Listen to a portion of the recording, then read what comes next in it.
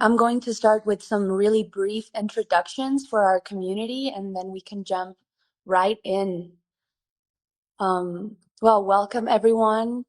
Joining us today here is Dr. Zach Bush, triple board certified doctor, physician, whose work bridges internal medicine, endocrinology, and hospice care with a focus on the microbiome and the deep interconnection between human and planetary health.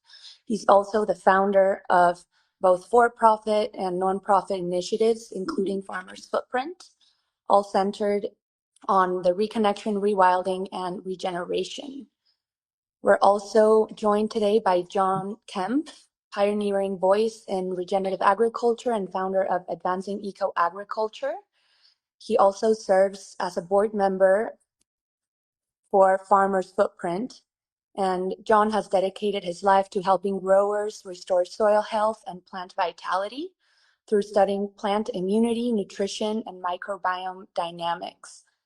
I think it's really interesting how we get to have these conversations with both of these incredible thought leaders in the space who have been on their journeys from agriculture and health and focused on not just preventing harm, but supporting vitality and strengthening the intelligence of nature to restore our systems.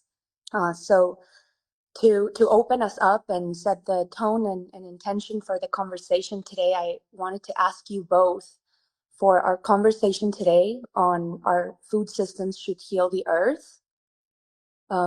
With food being the direct connector between humans and our environment, for both of you, when you hear the phrase, our food systems should heal the earth, what does that evoke for you? Uh, uh, Increasingly it has pointed back to relationships for me. I think when I started out, I came from a very scientific framework of what that meant. And so I was after nutrient density and I was after, the understanding of chemical herbicides and their impact on human biology and, the impact on ecologies as we wipe out the metabolic. And so it came from a very scientific framework. And what I've discovered over the last 10 years of being in this space is that everything is about human relationships. And it's ultimately our failed relationship between Earth and humans that is driving the damage and extractive nature of our industries, including food industries, but then much broader than that, our clothing industry and how that drives agriculture and plastics, our fuel industries and how that drives agriculture to these monoculture, megatron energy systems and all of this. And so there's an increasing understanding that it's this breakdown of relationship at the bottom of the soil ultimately that is there. And so for me, when we say food systems, I think I'm starting to see that as a web of interconnected relationships of humans. And nature is going to do her food production all the time, everywhere, regardless of what we're doing. And she may be feeding birds and elephants rather than humans if we're refusing to receive from her, but she's feeding.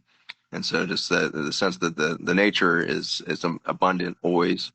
The design of the universe within the intelligence of what we might call God is so profoundly abundant that the fact that we find ourselves in organizing ecosystems and economies around the concept of scarcity is a deep, deep wound in our relationship. So uh, food systems need to start to be seen as a web of relationships back to Mother Earth, I guess. And Zach, why? It's just the very phrase of a food system and how should our food systems heal the earth? The very framing of that question creates a distinction between us and them. There is no us and them. There is only us. And so healing the earth is not disassociated from healing us.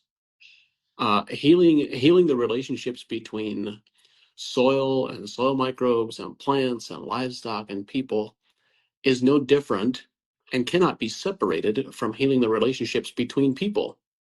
And so it's that place that we come from within. When we come from a place within of deep care and stewardship and nurturing, then that means we show up differently in our interactions with other people.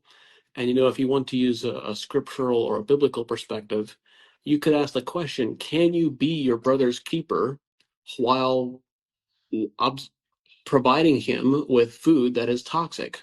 Or can you be your brother's keeper by farming in such a way that produces an environment that has toxins in it? And so I think at its most foundational perspectives, when we think about our food systems healing the earth, it's not about healing something that's external to us. It's about healing the wounds that are internal to us. And when we really internal to us, internal to our loved ones, our communities, the people that we care about, the broader, larger community, those are all things that we can align around, that we can be unified around. And you cannot heal those things without healing food and healing farming and healing the entire ecosystem. They are all integrated. There is no us and them. Beautifully said. Thank you. Thank you for setting the ground for that conversation in that way. It's a beautiful segue to our next question. And I'm going to be prompting questions. And if you want to focus more on a specific one or take it a different direction, please feel free to do that. I have so much trust in the two of you here. To what you're both touching on in different ways, how do you see the health of our soil mirrored to the health of our bodies, and what are some of the patterns that you see emerging in that relationship? I'll tackle that, I guess, initially from the health standpoint. But I think that, the thing I love about John, working with John all the time, is that he like you had mentioned at the beginning, you got a doctor and a farmer who met at the very center point of everything. And I think we both went on winding journeys of trying to go to the very top, right to the front cutting edge of our industries in the paradigm that was being taught at the time. And we went through that at a very similar time. So 1990s, early 2000s, John and I were really trying to be the front runners in, for me, the chemotherapy development, chemical poisoning of humans in the name of health. John in the name of chemical herbicides, in the name of producing food. And so we really pushed the paradigm, trusting that our education was sound and that this made sense. And so we both went through the reversal process right about the same time, 2006, 2007. We were both starting to emerge from this. And so I feel like we were both put on these divine paths that were going to collide each other at an Acres conference some 10 years ago or something like that. And that agricultural conference, when I first saw John, it was like a goosebump moment of like, I could feel it coming more than I could know what was coming. I could feel something happening in me when I saw him coming down the hallway, and I was like, this is going to change my world, but could potentially change the whole world if farmers and doctors start to speak the same language and start to understand the same path. So then to put my perspective, so John can come at it from the other, is what I was seeing in the clinic was the phenomenon of the reversal of life. Life is the concentration of light energy that allows then for the complex systems of communication and energetics of biology to form. The brightest thing that physics does is the sun. The brightest thing that the universe does is life. It's thousands of times brighter per cubic centimeter than nuclear energy. And so what a human is really is a pinnacle expression of the concentration of light energy. And many of us will, in our spiritual practices, find a light body within ourselves and tap into that light body in our meditations, in our prayer lives, or in other, spiritual practices. I've hit that with sitting in churches with Black Baptist choirs, and like there's just these moments where you feel the light body within yourself, and these are our spiritual experiences. And the fact is, our biology is not separate from that spiritual experience. Your biology is a light being by definition of life. What happened in the 1970s is we started, really 1950s, we started large-scale antibiotic behavior.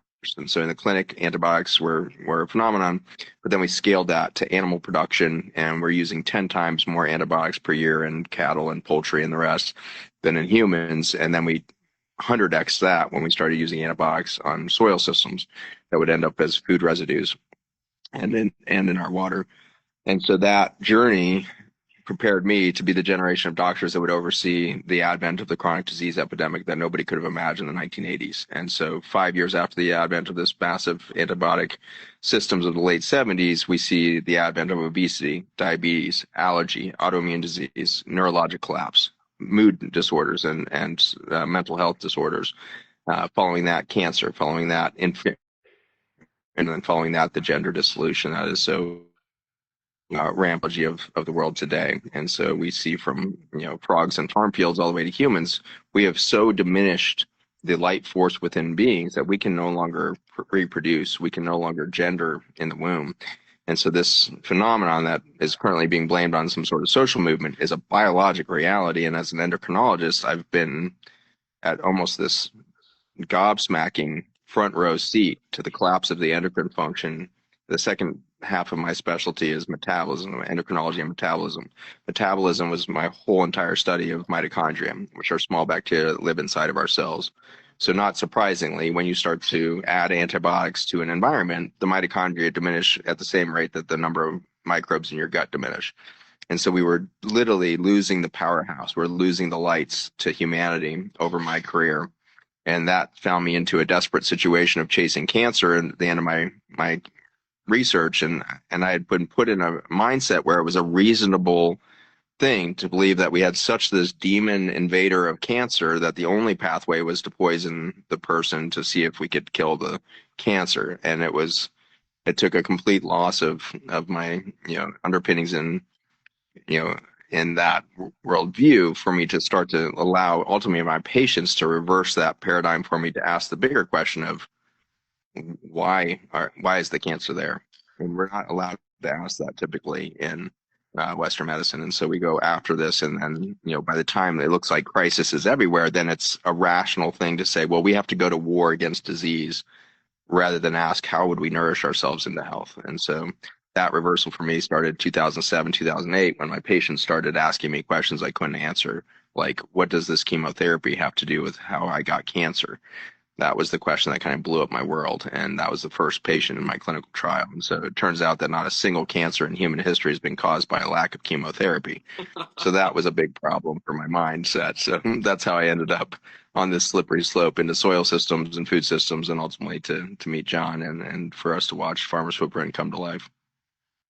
Zach, I didn't realize that we had such parallel pathways and almost on a parallel timeline. That's It thanks for was. pointing that out. That's an intriguing story. Yeah, what does healthy soil mean, and how is healthy soil mirrored in human health? Zach, you stated it already so eloquently, but historic mainstream agriculture for the last half a dozen decades or more has viewed soil essentially as being a substrate. And being equally, you can replace soil with sand or peat moss or some entirely lifeless media. In some cases, we would intentionally, deliberately sterilize it to have a lifeless media. That is, that is the, if you will, the chemotherapy or the antibiotic version of agriculture. And what we are coming to learn about soil, fundamentally, healthy soil is alive.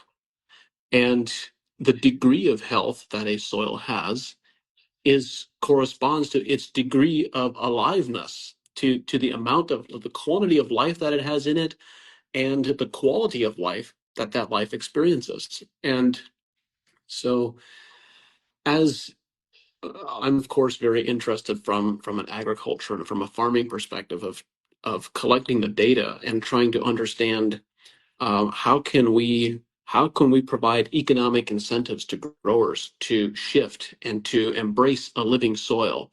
And so on the pathway to achieving that outcome, we are measuring things like the phytonutrient profile of plants and the microbiome of plants.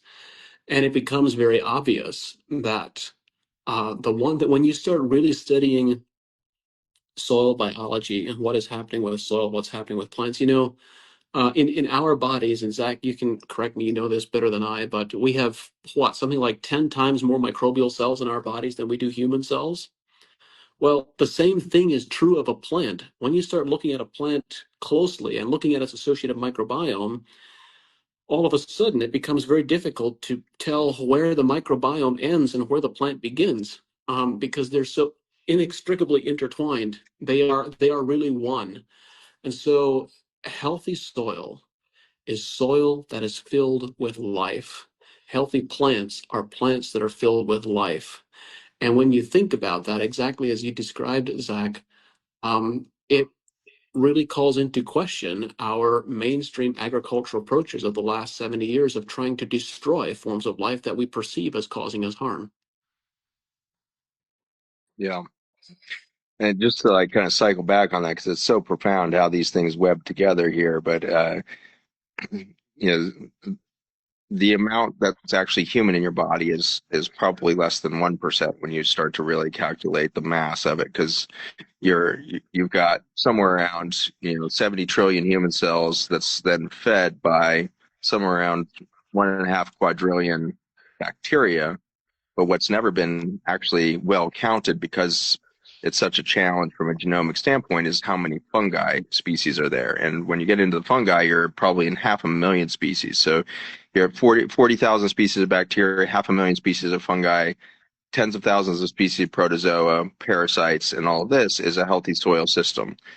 We've demonized portions of those. We've demonized bacteria for a long time. Then we demonized, yeast and mold and fungi, and basically and viruses, like everything that's ever happened in nature. Humans have managed to say, this is killing us. This stuff is dangerous. We got to kill that. For some reason, we are so, divorced from nature, and it's this kind of fundamental abandonment disorder in our subconscious that makes us believe that everything in nature must be against us. And this plays out in our society. How is it possible that we're all against each other? We're all freaking humans. And yet you currently have Europe pushing in ground troops into Poland and like mounting what looks like an aggressive move towards a ground war with Russia. It's just like, what? Like, how is this happening to an intelligent species, that we are marching our children once again into a massive war that has absolutely no expectation of changing the dynamics of human biology or our human psyche or our human consciousness, and can only undermine the wellness of the children and their children that will now be radicalized against each other once again. And the same thing as it plays out in soil is playing out at the global social movement order. And I really love your description there, John, that you can't distinguish between the microbiome and soil and the plant.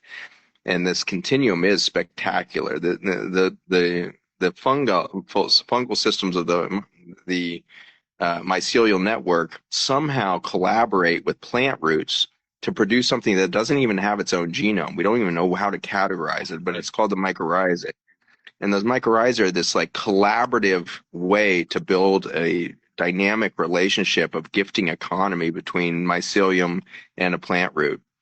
Mycelium is ultimately a single-celled organism. All fungi are. The plant root is a multicellular organism. And so to get multicellular organisms to exist on the planet, it didn't just take the innovation of mitochondria, which is what allowed for the energy upgrade to allow for it. Took a imagination of how would a single cell talk to a multicellular creature. And the result was this beautiful spider web through nature. And it turns out the same damn thing is happening in your gut. Your gut is creating this interaction, this relationship between the rootlets of a human, which the root system are these long projections into the gut soil. And the soil of the gut, the microbiome, is building these biofilms that potassium can travel across and communication networks can occur through and all of this. And so there's this exquisite collaboration between single-celled and multicellular organisms. So to be a soil system is no different than being the plant within it. Being the plant is no different than being the soil of the gut in which will compost that. The gut microbiome is no different than the human, which will grow out of it. And ultimately the human growing out of that, quadrillions of organisms, is powered by 10 times even more the microbes inside the cells. And so we like to think of mitochondria as part of the human cell, or some sort of human construct or human engine. It's not. It's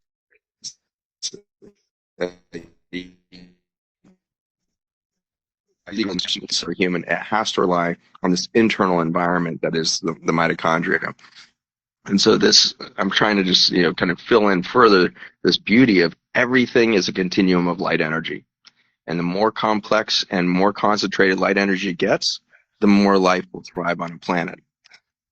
So, Zach, if I could just build on what you've been describing, there is one of the things that really what was such a beautiful wake up moment for me was changing my perspective on how plants in thriving ecosystems collaborate instead of compete. So one of the foundational dogmas, if you will, of contemporary agriculture has been that plants are competing with each other necessarily. They're competing with each other for water, they're competing for light, they're competing for nutrients. There's and that this paradigm of survival of the fittest, is the strongest to survive.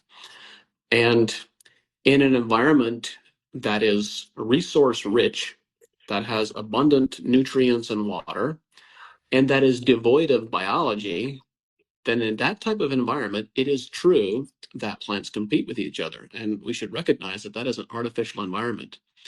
But when you have an environment with a healthy microbiome, that where you have these mycorrhizal fungi hyphal networks, and you have bacteria and protozoa and nematodes and viruses and everything collaborating and or I should say communicating. When you have this entire community engaged in quorum sensing, what changes is instead of competing with each other, they begin collaborating with each other. All of a sudden, plants that previously might have competed now begin supporting each other. They will supply water to each other. They will sacrifice a degree of their own success for the benefit of their neighbor. So there is this beautiful collaboration that happens in biologically healthy ecosystems that many farmers have never gotten to see because they've never gotten to see exceptionally healthy soils that have a vibrant microbiome. And so there's this completely different world that most of us haven't observed because we haven't been paying attention, we haven't been looking, but that in reality there is a completely different way of thinking about plant interactions and plant microbiome interactions where in a vibrantly healthy ecosystem, they will collaborate with each other instead of compete. And can you imagine the level of health and the level of immunity and the level of productivity that happens when everyone supports each other? It's incredible. It's much more than we could ever hope to achieve from a warfare mentality of competing with each other.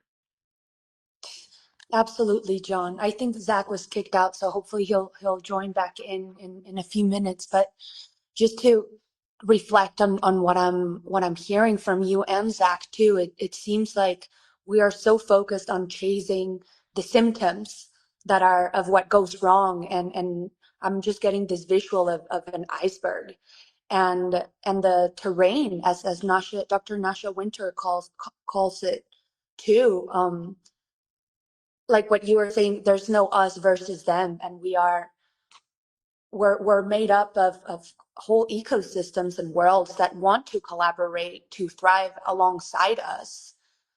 So to take a step back and see ourselves as part of this whole, both internally in our soil, in our system, and in the communities that we are part of. It's all systems of collaboration, and how can we like be in service to that collaboration that is wanting to happen for life And, to thrive. you know, just before Zach dropped off, he spoke a bit about the existing warfare and possibility of further war that we have globally right now. And it's intriguing how glad to have you back, Zach. It's intriguing how um, mainstream agriculture for the last 7 or 8 decades has really been based on an adopted paradigm, an adopted mentality of a warfare approach to agriculture. When you think about farming from its foundational level, I'll speak for just a moment in the North American context. Um, Farming is hard work. It's long hours, challenging conditions, not particularly good pay. There are many things that you could do that would provide for a much easier life than farming. And yet, Many people aspire to be farmers. And many people have a dream of farming. Why? It's not about the money that they can make. It's not about the economic reward. It's because they have a desire to have a connection to life and to living systems. There is something about experiencing the joy of a newborn animal, or watching seeds germinate from the soil, or listening to birds sing as they are surrounding us in the environment. And it is those types of things, that connection to life and living processes, that attracts many people to agriculture. And it's particularly interesting that here in the North American setting, our agricultural community generally profess to be Christians. They profess to believe in a worldview that embraces the idea of stewardship and nurturing. And yet, precisely in that environment, we have adopted a model of agriculture that is based on a paradigm of warfare. Identify a specific pest, identify a specific pathogen, and figure out how you can destroy it. And if the first weapon of choice is not successful, you get a bigger bomb, get a stronger pesticide, get a bigger hammer. And so it is this creates a deep internal dissonance within many farmers, where deep in their hearts and deep in their spirit, they know that the vision that they aspire to and what originally attracted them to agriculture in the first place does not align with their daily practice. But they don't know any different. They've never heard any different. They feel stuck and trapped. And this is why we now have, with all of the work that has happened over the last decade from many pioneers in the space, such as Zach and others who've really popularized the damage and the destruction that is occurring from endocrine disrupting pesticides, as well as the damage that we are doing to our soils generally. There is now an openness of discussion that did not exist even 5 years ago, even 3 years ago. So we have a window of opportunity in the dialogue and the conversation. And I think it's important for us it's not helpful for us to demonize the farmers and the people who are involved in this form of agriculture, because they feel as stuck and as trapped as many other people in many cases. They have an authentic desire to farm for the best outcomes of their ecosystems that they're responsible for stewarding. And they are of the persuasion that with their existing knowledge set, they don't have an alternate pathway other than the tools that they are already using. Yeah, absolutely. That's something that we see a lot here at Farmers Footprint, and how what are the support systems that we need to create as a society when we are asking farmers to transition to regenerative practices? What is the systemic changes that we need to shift so that there's a market ready for them when they transition? How can we support them throughout that transition? And just to prompt a follow-up question, I want to ask you both, what are some of the inner or cultural shifts that you think are needed to support that transition towards more regenerative food systems? That's a multidimensional question, or a question with multidimensional answers. What are your thoughts, Zach? Got me there. Yeah. In some ways, the crisis is actually a system of unintentional consequences to things that sounded like a good idea in the 1960s and 70s. And so um, the chronic problem with government and bureaucracy in general is that it's very difficult to change directions once you've started a direction. And it's because you have lawmakers that are signing up for 2-year, 4-year, 6-year stints in local to federal government systems. And it's very difficult to maintain a long-term view of what's going on and where you've come from. So when you don't know where you've come from and you don't know where you're going, the now turns into just a series of maintenance of what existed before. And that's what's happened with the support systems that we put into farming as kind of a rationale for getting us out of a deep crisis, which was the Dust Bowl of the 1920s and 30s, and the deep dysfunction of soil systems that was driving widespread hunger. And today it's very hard for us to imagine that there was people starving all over America just less than 100 years ago. and there were soup lines that, were the last semblance. And my grandfather was working for the Roosevelt White House, and he was Eleanor's right-hand man in the New Deal. And so, in generosity to the history of it, like it'd be easy to think that there's just bad guys trying to make money, but that's just not what happened. We were in deep crisis, and we were deep soil crisis. And along came the innovation of small molecule chemicals coming out of fossil oil. And with the end of World War II, there was suddenly a need to find a new home for that oil because suddenly the tanks and planes weren't rolling. And so the slowdown of the war machine, turned into this new opportunity, market opportunity, and that saw the opportunity in this deficit that we had in nutrients in soil. And so we suddenly bunny hopped tens of thousands of years of soil management practices and knowledge for this new technology of soil inputs. But they were expensive. And so farmers were supported by government through subsidies. And it was really the subsidy programs that now have farmers stuck. And not only does it have farmers stuck, it has consumers stuck. And not only does it have consumers stuck, it has a healthcare system in crisis. And so the unintended consequences kept rolling over the last 50 years of farm subsidies that said, hey, let's just give farmers extra money. Even if they're losing money with every crop they harvest, we can buoy that up by giving them subsidies that we're gaining off of the oil industry or off of other industries. And those subsidies set us up for a situation where it would be cheaper to buy Doritos, which is a highly processed, high chemical input, high demand thing, than it is to buy a potato. And so that is, you walk into a grocery store, and I think one of your first questions would be like, how is this the reality? How is the produce section the most expensive part of a food system? Like, that doesn't make any sense, because the amount of energy that it takes to turn corn and soybeans and everything else into the myriad of chemicals that create the artificial flavorings and the natural flavorings and everything else that are put on everything, not to mention the artificial constitution of the carbohydrates. We went from fructose in apples and corn to high fructose corn syrup that can't even be handled as a carbohydrate in human biology. It has to be used as a triglyceride, and it causes inflammation in blood vessels and everything else. So it doesn't actually even turn into a fuel once it's chemically converted to high fructose corn syrup. So we take fuel and turn it into non-fuel and then sell it for cheaper than the actual fuel. And so it's the most bizarre situation economically, and it was set in motion by these subsidies.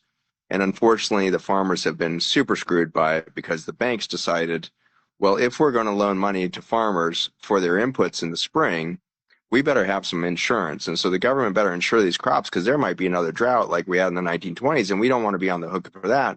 So the USDA comes along and says, you know what, we'll create an insurance program, which is not an insurance program. It's another form of subsidy in the form of basically a handout to farmers to plant predictable crops that require a predictable amount of inputs. And so now, to get your loan from the bank to get your inputs, you have to have USDA crop insurance. But if you go and say, I've got this plan, I'm going to go regenerative organic, I'm going to go zero inputs, I'm going to get 5 species of animals traipsing around 32 species of cover crops, and I'm going to do this phenomenal thing, I'm going to create a freaking Garden of Eden in 5 years.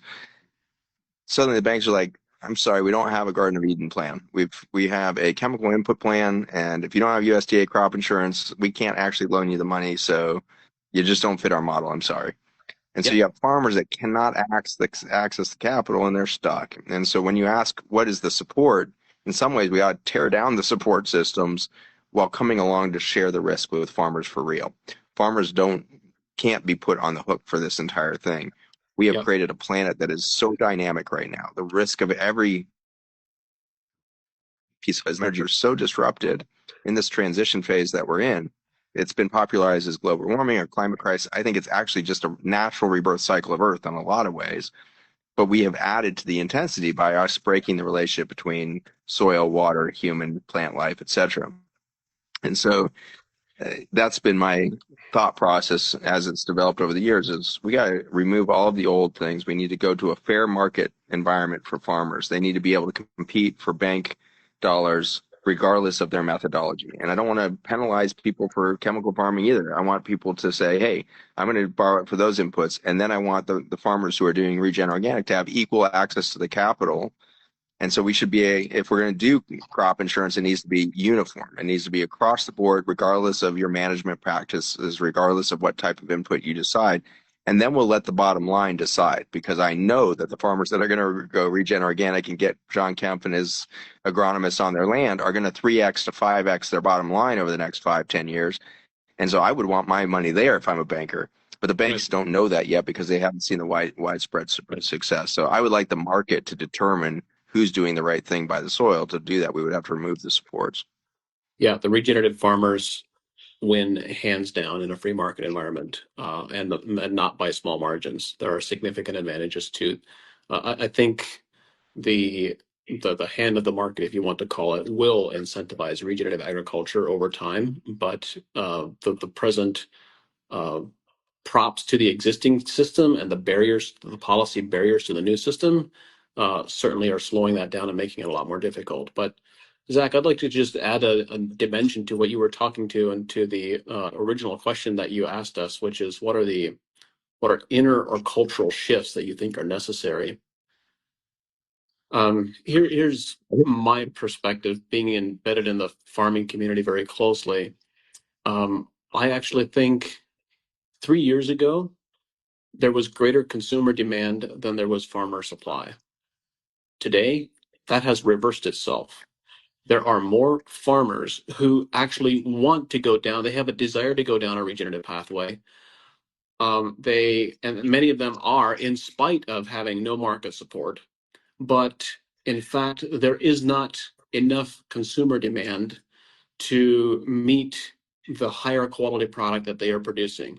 And it's not even necessarily about being paid a premium or a very small premium. It's just the fact that nobody cares that they're doing a better job and growing a better quality product. Or not nearly enough people care. There's not enough consumer demand for a regeneratively grown product that's nearly on the scale at which it is being produced. Yeah, I mean, just listening to you both, I want to reflect some of what I'm hearing for people joining us here, and I see some people trickling in still. How our food system is not, our current industrial food system is not more efficient, is not working, and we're not, by advocating for regenerative agriculture, we're not proposing something that will be I'm sorry, I'm just trying to connect the dots of all the information I'm receiving. There's no yield drag from regenerative agriculture. I think that's a very important aspect. Hmm. And when, I mean, a lot of the work that we do at Farmers Footprint is based on the premise that awareness precedes change. So a lot of the consumers or the farmers that are, or policymakers too, involved in these decisions each day, aren't even aware of the consequences of our food system, of what is the difference, and what is the difference between an organic product and a regenerative product and an industrial product. How we're putting that pressure on, to your point, John, the farmers that are wanting to do better, that are wanting to regenerate the soil, and the current system is set to put more pressure on those individuals and the consumers. So we're just designing from the wrong premise, and what we're how our food system is built to deliver calories, empty calories, and processed foods to everybody. And I wanna prompt you both with the next question on how would moving from extraction to nourishment and reciprocity look like within our current system? Well, that's a good question. When we go back to what I was describing earlier about what biological ecosystems actually look like, and how in living systems and in soil and plant biomes, there's this beautiful collaboration that happens where plants are no longer competing with each other, but they're really collaborating and they're supporting with each other. It's such a beautiful model for us in a human community to support each other and to collaborate more effectively. And right now, Zach said some words a few moments ago that were very important, and that was that we are once more, or we have the possibility of once more expecting our farmers to do more, asking them to do more, when it's really, if we want to, I mean, the reality is from a macroeconomic perspective, it is. It's remarkable. I think I might even use the word pathetic. It's pathetic that our farmers are consuming their equity and they can barely survive and make a living farming, and then we're asking them yet to do even more. And so uh, there is this need for a fair trade component. What we need is we don't need regenerative verified farms. We don't need more farms that are growing food in a regenerative manner.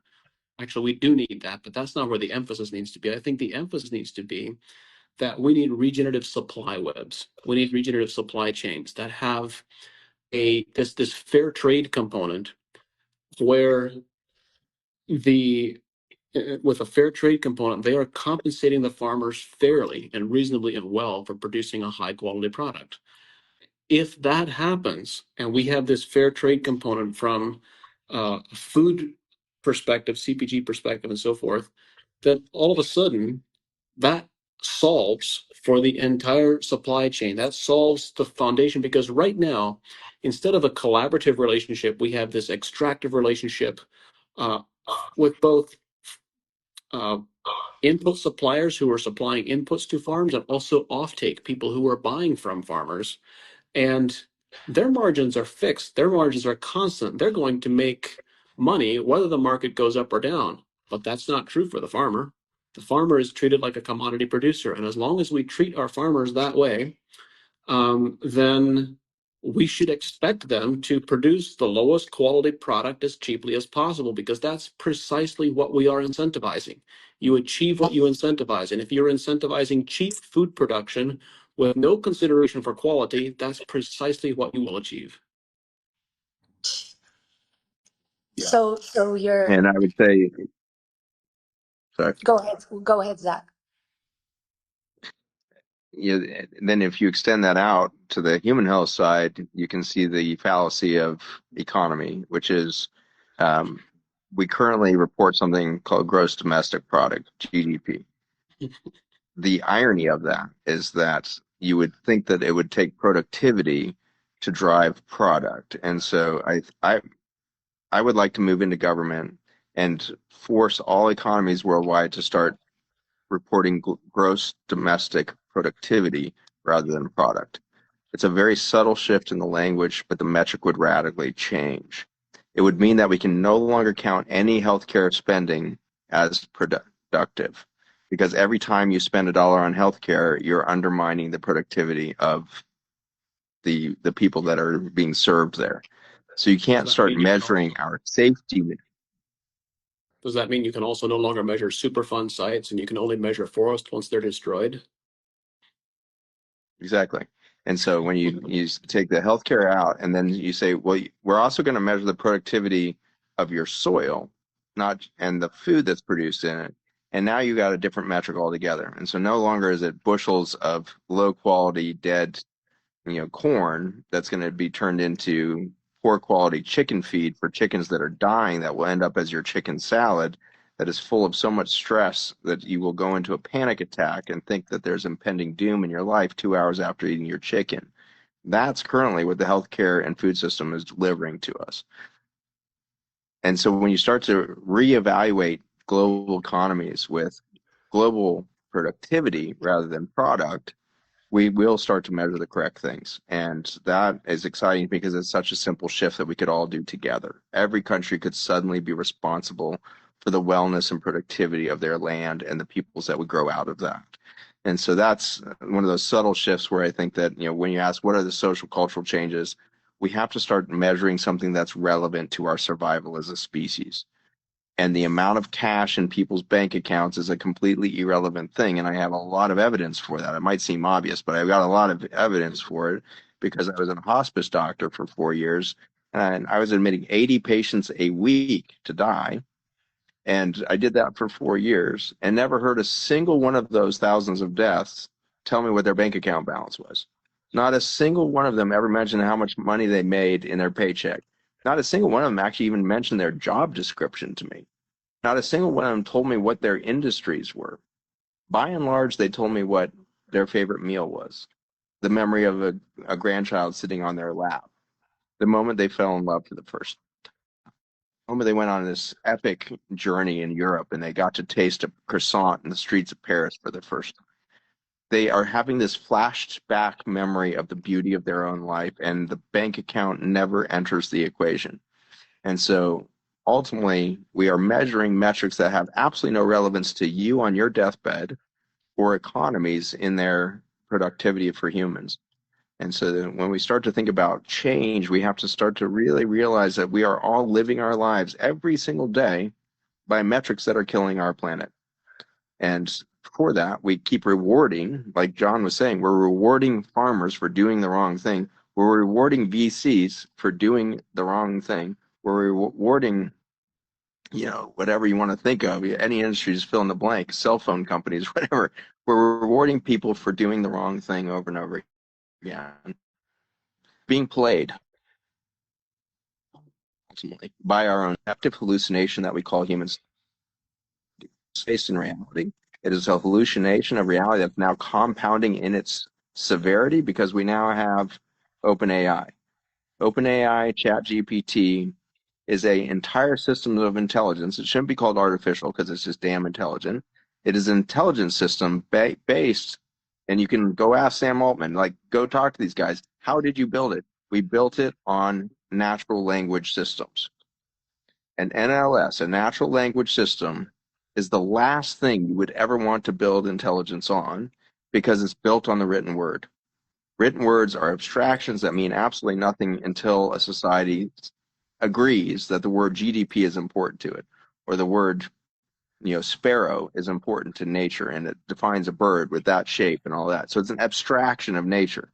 And so when you have a species that's hallucinating for hundreds of years, and we build a massive body of written language that describes all of our beliefs, all of our paradigm, everything we've ever created, and then you base an intelligence system on that abstraction, every time you chat GPT something, you are looking at the hallucination of the collective human intelligence. And so we are compounding the hallucinatory belief system of a species that has forgotten how good it feels to take off its shoes and walk in grass and walk in wildflowers and smell morning dew on real soil. That is an intoxicating smell. We would solve mental health problems overnight if people felt what it felt like when birds sing in the morning to open the respiratory pores in the trees that they're nesting in, which just got evidenced recently. The bird song in the morning is opening the respiratory function of trees. Nature is so freaking beautiful. And when did we lose the belief that human song and human art wasn't the highest form of contribution that we would ever do? When did we lose sight of the beauty that we would create? And when are we going to start measuring gross domestic beauty? And what are we really producing? Because when I drive through streets today, our houses are ugly, our cars are ugly, our built systems are pathetic, highway systems demolished ecosystems so that we can get to the airport faster. Like, it's just so ugly, which is a demonstration that we are outside of nature in our current design of human society and systems, because nature has never created something ugly. Fires are freaking beautiful. Tornadoes are beautiful. Her most destructive forces are some of the most beautiful things you will ever lay eyes on. And then that seedling popping out of soil, like, it just insane. And then you look through a microscope and you find out that it's sacred geometry all the way to the atomic level. And then you get a telescope and you look out into the cosmos, it's sacred geometry as far as you can see out into the cosmos. We are a pixel in a state of flow of beauty that flows from source to its manifested beauty every single day in more and more spectacular ways. And it will take such a small shift in human consciousness to become part of that again. Because if you look at the buildings we built 400 years ago, you will be dumbfounded by the craftsmanship, the intelligence, the mathematics, the intelligence that was there in the late 1800s. Remember, we were an agronomy society. We were all farmers in the 1800s. Every household was a farm. There was nobody not farming. as farmers, if you go probably chat GPT this, you want to solve your hallucination, go look up 1880s eighth grade education, because there's been this phrase, maybe it's out of the phraseology, but the phrase an eighth grade education was kind of used derogatorily. Well, that guy's just got an eighth grade education, he's a farmer. If you look up the eighth grade test in the 1880s, I guarantee you we don't have a college student today that could pass that test. It is the most extraordinary intelligence that was in our agronomy mindset, because our children were on the farms from birth onwards. And like John was saying, they watched those animals birth. They watched the seedlings coming out of there. They laid down in the grass at night and they looked up at the stars and blew their mind over the state of the cosmos. Those children reached this incredible intelligence because they were integrated into the beauty of Earth. Farms were a beautiful extension of nature's biodiversity. 1940s, this is in most of your lifetime's memory, if not yours, your mother's or your father's memory, your grandfather's memory. 1940s, we were growing 45% of our food system in our backyard victory gardens throughout not just the United States, but all over the world. 45%. Today, we are growing 0.01% in our backyard gardens. We have fundamentally divorced ourselves from nature, and therefore we have failed to realize that we can be part of the beauty. We can actually create beauty. And the only thing that has really done no harm to this earth, I believe, is our art. And so I see great promise when we stop designing AI systems based on natural language, i.e. hallucination. We need a planetary AI system, which I'm so excited Adina is building. Adina is the founder of A-Earth, and she's building a planetary AI system that does not use written language, but uses the data sets of nature itself. And nature is speaking to us as to what is reality, what is truth, what is valuable to humans, and how should we think. We should think as part of the trees. We should remember we are part of the soil itself. Our intelligence is a continuum between soil and tree and cosmos. Intelligence does not belong to humanity. Intelligence is imbued and gifted to humanity through the ecosystem that speaks through us. We are the most complex ecosystem on Earth. There's more bacteria, fungi, protozoa in every centimeter of a human colon than any other colon in animal life, any other spot in the world. You are more complex than jungles, coral reefs, you name your beautiful moment, you are more complex. And for that biodiversity speaking through you, you are endowed and gifted the capacity for intelligence. And for that, you have an opportunity to participate in the glory of the universe. And that's what I wish kids were taught, you know. And so, John, you are actually part of a community that remembers this. So the Mennonite community has really survived. And there's been some recent data in some of your sister communities there over in Pennsylvania and the like, recognizing that there's a fraction and sometimes not even measurable rates of childhood cancers, childhood diseases that are rampant in the cities that are just a few miles away, and they're just not existing in your communities in the Mennonite and other communities around you guys. So tell us a little bit about, you know, I'm sorry about that monologue. I get really passionate and kind of go off my own rails sometimes. So that was one of those moments, but I'm back on. I'm okay. Survived, everyone. You're beautiful. John, just give us a little bit of insight on that, and then Alana will turn it back over to you. Thanks for patient with me.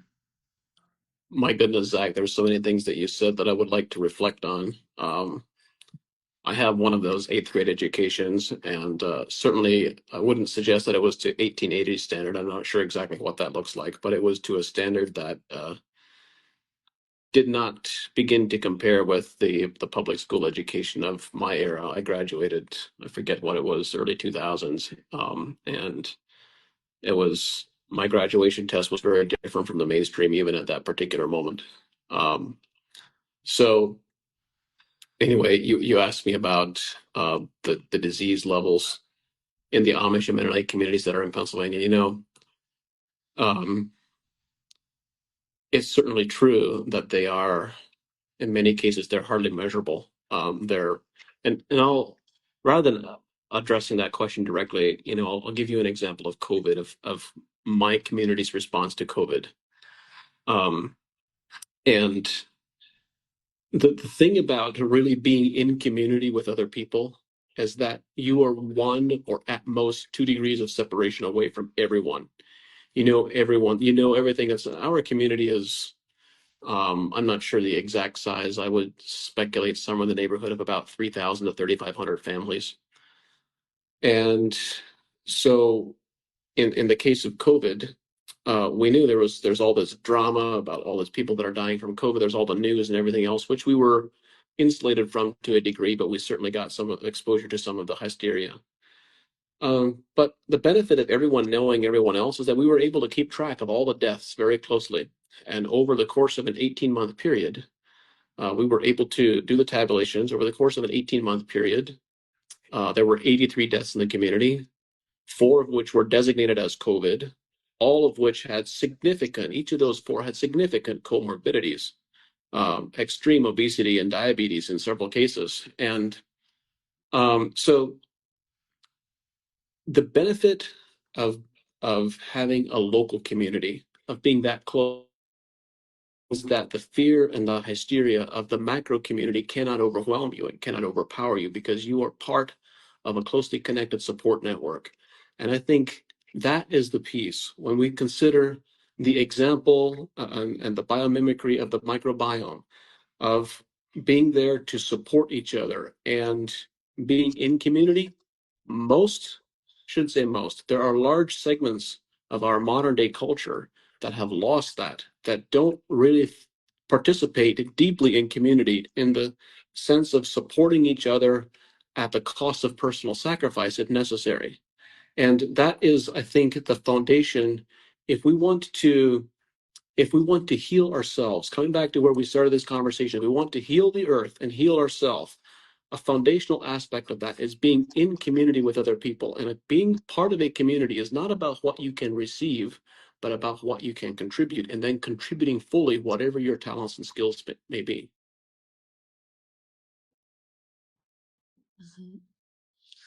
As I sit And I here, want to just, oh, please. No, I just wanted to share a brief reflection as I listen to both of you speak here, and we're asking farmers to do more. We're asking doctors to heal us, and we underestimate our power and our impact to be of service, to contribute to the systems and communities that we are a part of. yeah. Yeah, And we've spoken a bit about the things that we didn't know historically. What is different today is that there is such an abundance of available information. No one can claim responsibility for remaining ignorant today. Ignorance in today's world is a choice. And therefore, there's this old saying that ignorance is bliss. Well, if ignorance is bliss, then knowledge is responsibility, and knowledge or the lack of thereof is a choice today. All of us are responsible. We are responsible for our own health. We're responsible for the health of our families and our communities and all its different aspects. And to the degree that we accept that responsibility for our own health, will determine the degree of the success that we have in healing ourselves and in healing our planet. yeah, yeah. And on the optimism side, I'm I had dinner with a group of people here, and impressive regen communities being built down here, and it's largely being run by 20 and 30 something year olds who have never farmed before, and there's no farming in their recent history that they're stemming from, but they are suddenly getting this uncontrollable call to go farm somewhere, and they are finding land around the world to go farm. And I was been spending a lot of time in the Middle East and North Africa and Southern Africa, and really diving into what is the planet trying to do right now. And the answer is the planet is moving into her regenerative cycle. Every 20,000 years, this Earth regenerates herself. And we go from a desertification cycle into a regreening. And that begins with this incredible rebirthing of the grasslands in the North Africa and Middle East region that then regreens 1/3 of the planet every 20,000 years, 15,000 years, depends on the cycle. But you're in this very predictable cycle.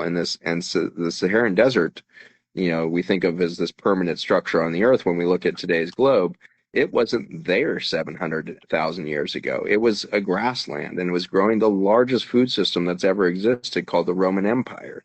And so Rome, having extracted and destroyed all of the European soils, moved all of the food systems for entire European continent to North Africa, which is now desert sands.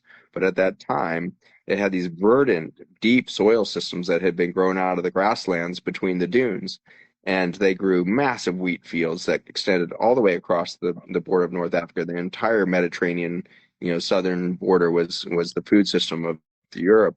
And that was fed from a lake that sat in the middle of the Sahara Desert called Lake Chad that was bigger than any other freshwater source in the world. That's currently under sand. And in the last 4 months, the lakes have started filling up again in North Africa. Mother Earth is doing her reclamation of her deserts, and she does it for the purpose of regeneration, which is to say biodiversification. Every time she does this, Earth gets more diversity. What Earth's up to. The question is, can we align human systems fast enough to take our knee off the neck of Africa and the Middle East? Right now, chemical agriculture in those zones is keeping the recovery of the deserts out of the framework. All of our fencing that we put up in the name of conservation is blocking the movement of our macro animal systems in Africa and other continents. Those fences basically are the macro version of an antibiotic. As soon as you put up a fence, you decrease the biodiversity of land. The soil starts to degrade. If the animals cannot move across the land that were supposed to be there on this green earth, the soil will suffer. We've proved this out with keystone species. You put beavers back in rivers in Arizona, suddenly the deserts start regreening. You put wolves in Yellowstone National Park, and somehow rivers start flowing again. You put bison back on the plains of Texas. Rivers come back, soil systems come back. You put white lions back in the northern portions of South Africa, and the microbiome recovers, and rivers start to flow again. This is the phenomenon of nature. It is nature and life itself is a complex network of interconnected relationships that are a gifting economy for the rising of all boats. Everything is lifted. Everything is an ascension pathway in nature. Humans somehow divorced ourselves from that understanding, flipped the paradigm upside down, and said, we're going to have to take everything now because nature's against us. We might not have anything next year. And so it's out of that fear of a future that's not supported by nature. And spent a bunch of time with the Ochbar tribe down in the Amazon. The best, most wonderful thing is you walk into their houses that are huge and beautiful, vaulted ceilings, 30 feet high, made out of incredible natural sources. The whole houses breathe. They're open air, closed air, the whole thing is spectacular. And then you go sit down with them for a meal and you're looking around. There's not a single basket to store food in. There's no refrigerator. There's no storage of anything. And you're like, wait a second, you don't store anything? Like what happens what happens tomorrow? And they're like, what do you mean what happens tomorrow? We walk back out in the jungle that's been feeding us for 40,000 years and we get food again. Like they're just like dumbfounded by the question. Like, you do what? You store things in freezers for a year? That must taste terrible. Like they can't understand like you're doing what? Like how come you aren't just getting food? Like, they can't fathom what we've turned ourselves into in our fear that nature won't provide tomorrow. And there's some deep biblical lessons that happened to a previous time in our history where we were going hungry and we were taught that you cannot store your food anymore. You're going to have to just be provided for on a daily basis, and if you try to store it, it will rot in the jars. That was the manna and the stories of the deserts in the Middle East and North Africa at the time of pre Judeo-Christian times. But there was this history there of the peoples that had also forgotten that they were provided for daily, and they had to be retrained. I think we're getting to the collapse of systems that will retrain us into community structures that will remember that we have to walk out every day and ask Mother Earth, what would you have for your children today? What would you gift us today? Because I think you do care, and this is a mother that knows how to nurture her children. And when mothers in the most abject communities that we've been working in Africa find out that they can plant 10 perennial food producing trees that will produce food every year for the next 7 or 10 generations, their minds are blown. And these mothers suddenly realizing that they weren't expected by nature to be single mothers coming out of abusive relationships, trying to raise 4 children on less than $400 a year. They were mothers that were children of the mother. And when they find out that Mother Earth is there to take care of their children more effectively than they can in their poverty, the concept of poverty goes away. And suddenly, within months, they're growing seedlings to share with their neighbors. And they're like, you can't believe this story. Like, look at these things growing in my yard. They're going to start feeding us every single year forever.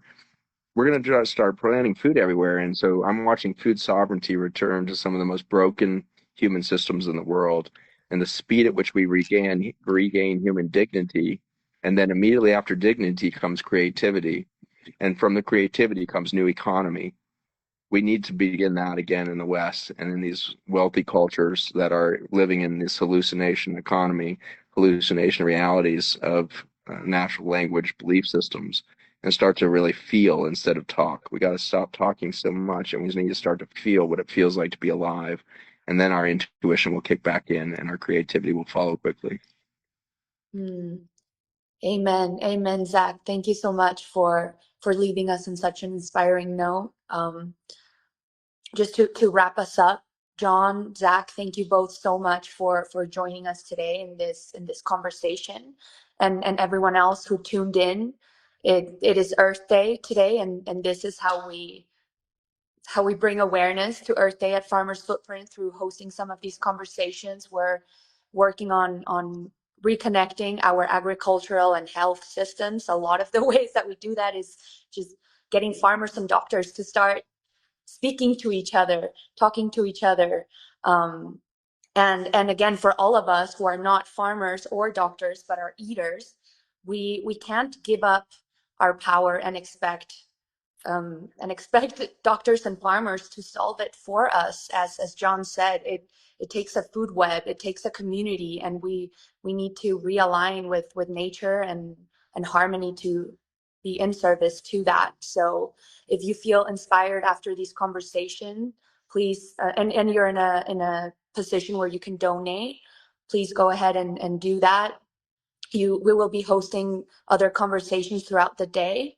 The next one is at 5 p.m. Pacific, and thank you both so much. We're looking forward to continuing this conversation. Thank you so much, John. Thanks so much. And to the community, I just want to encourage each of you on the funding. I just want to give some reflection of how much of a joy it's been seen the last 7 years. So we raised $5 million to get this global project started from donors all over the world with an average gift size of $33. $5 million has changed the entire global matrix of this whole discussion, and we're ready to compound our efficacy now with aligning with family offices and the rest in this recent last year to really accelerate our impact. But I want to really emphasize to each of you that $33 a month just is a game changer for these programs that are running this. So it takes so little money ultimately to seed nature. And I love that because that's how nature works. You put a little seed in the ground and a freaking tree grows out of it. And I feel like that's what's happened with the many seeds that you guys have put in to the ground with us in these $33 contributions. So if you can do $33 a month, make that commitment to Alana and team, it just supercharges our team to see that runway broaden and the fuel put in the tank for these incredible stories to fly further and with more efficacy. So thank you all for your continued support over the years. It's been so moving, and we know we wouldn't be where we are today and in our sense of hope without every one of you being part of that community and the interconnected intelligence that's running through all of us. So thank you so much. Alana, you've been such an inspired leader these last couple of years. I'm so amazed by you and your entire team. What a dedicated group of humans, and you guys are just have made it through so much adversity in these last couple of years, and you have done it with such aplomb and grace and just uh, deepest gratitude. Thank you, Farmers Footprint team. Thank you, Project Biome. Thank you, all of you, for making it real. Thank you, Zach. Thank you, Zach, and thank you everyone who might be inspired to donate today or is already a supporter of our work.